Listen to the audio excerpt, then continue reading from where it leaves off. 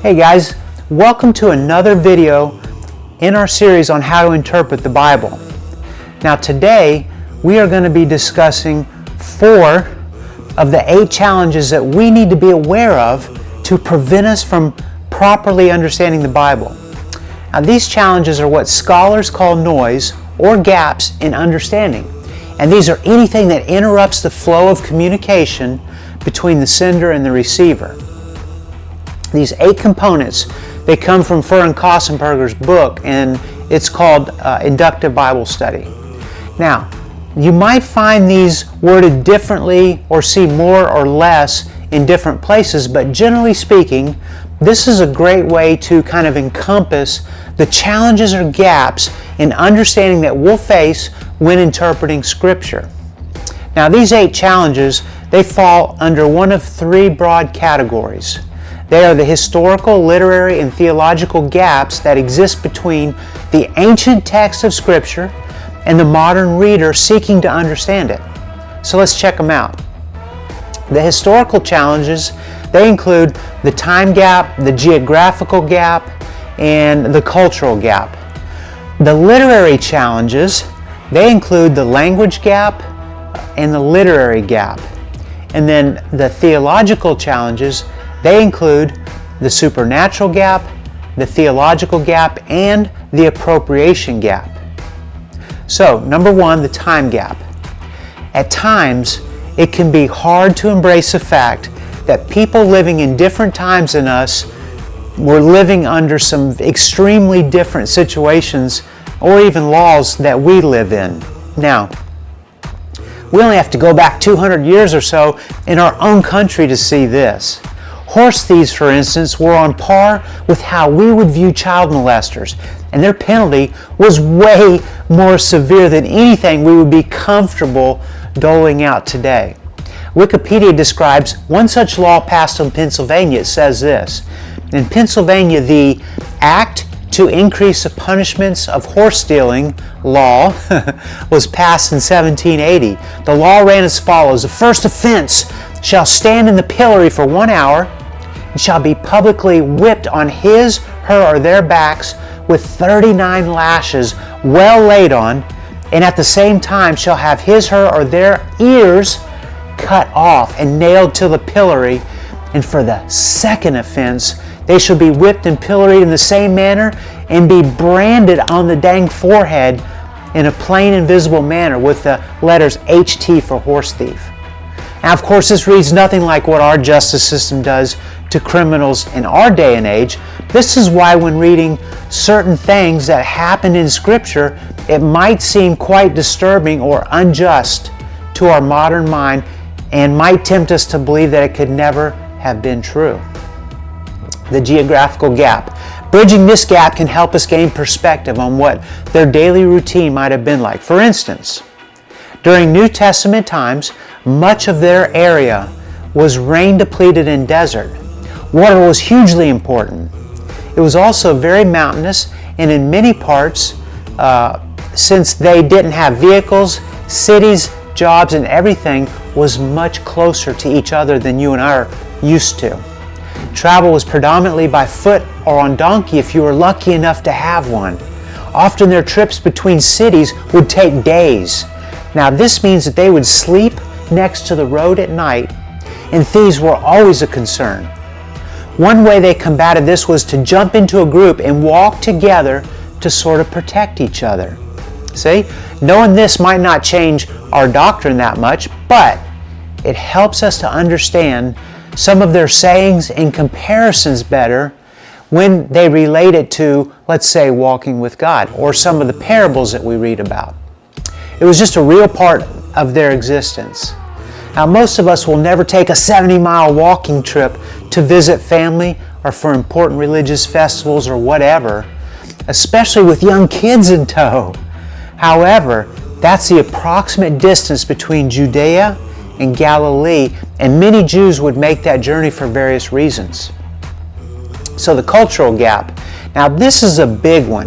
Without understanding the culture of the Bible's original writers, we're sure to miss much of what's being communicated, or to be completely misunderstood by the author's intended message. So foot washing was a practice extended to guests in the Hebrew home. It was usually performed by a lowly servant and was a show of humility and honor to the guest. Sandals were worn for thousands of years. Roads were hot, dusty, and muddy during the wet season, so feet were always in need of refreshment and cleaning when entering a home. Now, the first time we read of this ritual is when Abraham offered to wash the feet of his 3 guests in Genesis 18:4.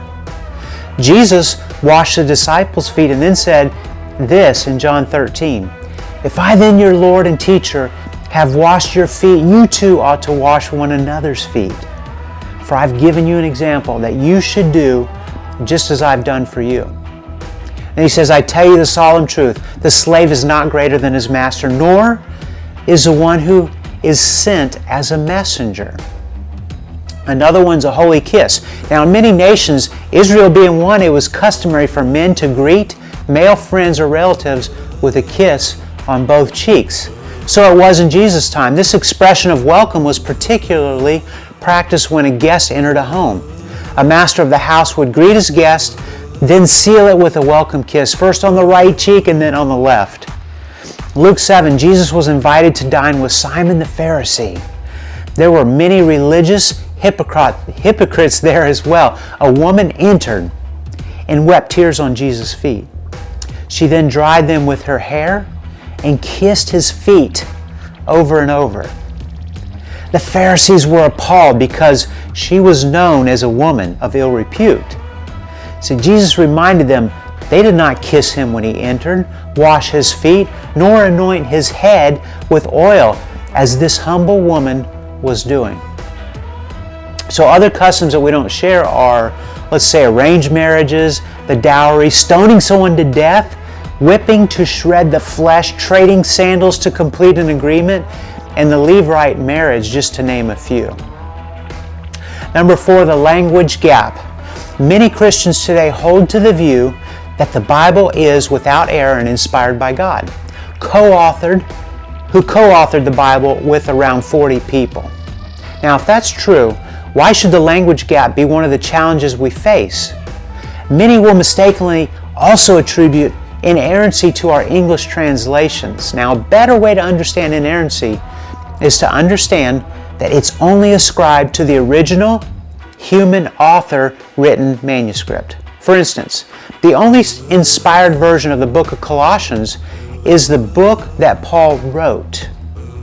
Amazingly, conservative scholars don't even consider the original language copies made by scribes to be inspired. As soon as we move away from the writings of the original author, we start to use the word accurate instead of inerrant. How accurate is this or that original language manuscript? We also use the word accurate when speaking about the Bible translations, whether our English ones, Chinese Bibles, or whatever. Popular website gotquestions.org wrote an article about this as well. The title is this: How does a translation process impact the inspiration, inerrancy, and infallibility of the Bible? This was their summary. Are translations of the Bible inspired and inerrant? The answer is no, they're not. That's what they said. God nowhere extends the promise of inspiration to translations of His Word. While many of the translations available today are superb in quality, they're not inspired by God. And they're not perfect. When we speak of inspiration, we are referring only to the process by which the original documents were composed. After that, the doctrine of preservation of the Bible takes over. See, if God went to such great lengths to give us His Word, surely He would also take steps to preserve that Word unchanged. What we see in history is that God did exactly that. So Fern Kossenberger, they say this about the language gap. While quality Bible study can be performed through modern translations, it's nonetheless important to understand that some facets of meaning or subtle nuances may at times be lost when students of Scripture don't engage with the original languages of the Bible. Language is a very complex phenomenon that cannot be defined by alphabet, vocabulary, grammar, and syntax alone. It's intricately tied to culture and the people who speak a given idiom. Linguistic conventions are dynamic, ever developing along with those who use them. Words can be translated from one language to another, but often only imperfectly. For no two languages can fully convey all aspects of meaning tied to its particulars.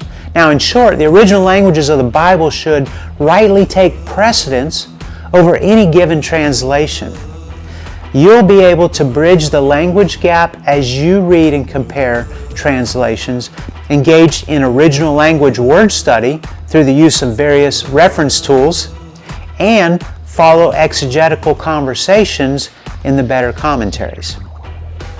Now, even though these challenges are real, the good news is that God initiated a relationship with us and is actually more concerned about connecting with us than we often are with Him. So these challenges mentioned, they're not meant to discourage you, but to make you aware of your need to, at times, redirect your interpretation methods. In the next video, we're going to discuss the last 4 forms of noise that we need to be aware of. See you on the next one.